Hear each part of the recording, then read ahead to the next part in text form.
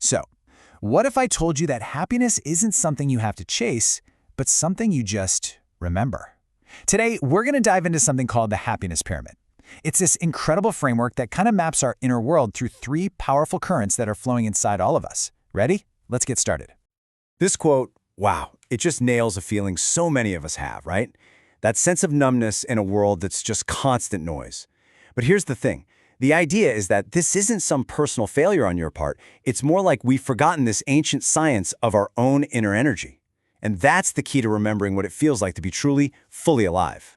And this is the question that changes the whole game. I mean, think about it. Instead of chasing some external goal, what if all we need to do is tune back into a current that's already flowing inside us? This is basically our map for learning how to listen to that. So, we're going to move through three distinct levels. We'll start at the base with the body's raw language of pleasure. Then, we'll move up to the mind's intricate stories of happiness. And finally, we'll reach the very top, the soul's pure, radiant joy. Our journey starts right at the foundation of our entire being. Okay, part 1, pleasure, the body's language. We're starting here for a really important reason. Before we can even begin to analyze the mind or connect with the soul, we absolutely have to honor the raw, undeniable wisdom of the body.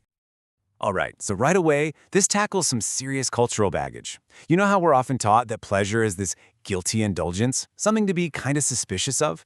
Well, this framework completely flips that script. It reframes pleasure as something almost sacred, an act of alignment, of presence, maybe even a form of prayer.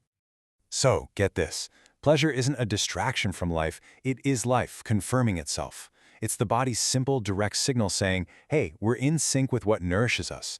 You could say it's the very first language we ever speak, way before we learn any words.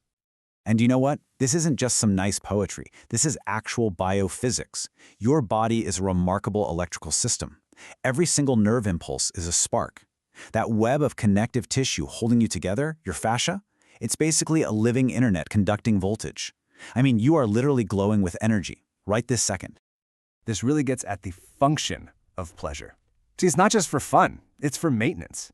That instinct you get to stretch, or to find a warm spot, or move to a rhythm, that's your body's own innate intelligence. It's like your inner engineer guiding you back into energetic balance. It's the whole system rebooting itself. All right, moving on to part 2, happiness, the mind's story.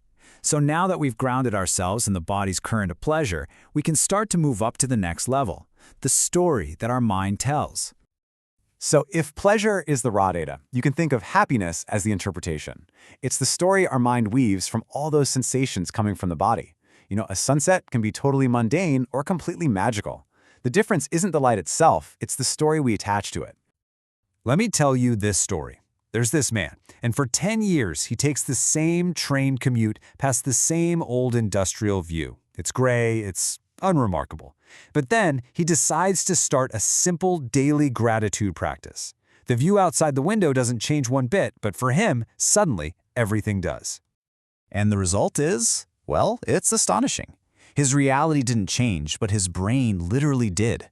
By consciously choosing where to put his focus, he physically rewired his own neural pathways. So you see, he didn't find happiness, he built it, just through the simple repetition of awareness. And there's real science behind that story. It's called neuroplasticity. And what it means is that our brain isn't fixed. It's not set in stone. The stories we tell ourselves, the things we choose to focus on, they are literally building the architecture of our mind. So happiness then isn't some mood we just wait around for. It's a skill. It's something we can actually train. And hey, here's a simple tool you can use for that training. It's called the 3-breath pause, and it's great for interrupting those mental stress loops. So, step 1, inhale through your nose for 4 counts. This tells your brain you're safe. Step 2, hold it for just a moment and just feel that hum of your own bioelectric flow. And step 3, this is the magic part. Exhale through your mouth for 6 counts. That longer exhale physically activates something called the vagus nerve, which is like your body's master switch for shifting out of fight or flight and back into a state of calm. And that brings us to part 3, joy, the soul's radiance. We're now ascending to the very peak of the pyramid. This goes beyond the body's sensations and the mind's stories. This is the third current, the pure, unconditional radiance of the soul. Okay, this is where it all really clicks into place. See, happiness is often a reaction, right? It's a reaction to something good happening. But joy Joy is different. It's not an event. It's a fundamental state of being. It's a part of our nature that's always there, just waiting for us to quiet down enough to notice it. And guess what? This state actually has a physical signature. It's called physiological coherence. Think of it like a symphony orchestra. It's this measurable state where your heart, your breath, and your brainwaves stop playing their own separate tunes and they all synchronize into one perfect, harmonious chord. And that alignment, it creates the highest frequencies of human consciousness. So the big question is, how do we get there? Well, awe is one of the most powerful gateways. You know that feeling when you experience something just vast? A starry sky, an incredible piece of music, a profound idea. It literally quiets that part of our brain that's responsible for self-criticism and worry. It just opens us up, connects us, and gives us a direct taste of that joy. Okay, let's talk about integration, the threefold harmony. We've explored pleasure, happiness, and joy as these separate currents. But the real mastery, the real goal, is learning to experience them not as some ladder you have to climb, but as a single, harmonious flow of life. This chart really brings it all together. See, pleasure isn't just some low-level impulse. It's the anchor that grounds us in our body. And happiness isn't the ultimate goal. It's the mind's way of harmonizing our experience into a meaningful story. And then joy, that's the soul expanding, radiating outward to connect us with everything. You really do need all three notes to make a beautiful chord.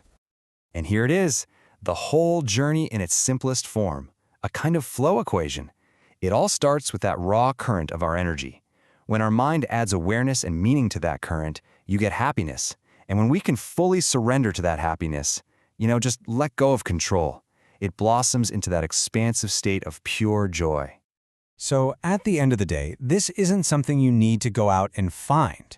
The pleasure, the potential for happiness, that deep, deep well of joy, it's a current that is always flowing through you. The only question left is, are you listening?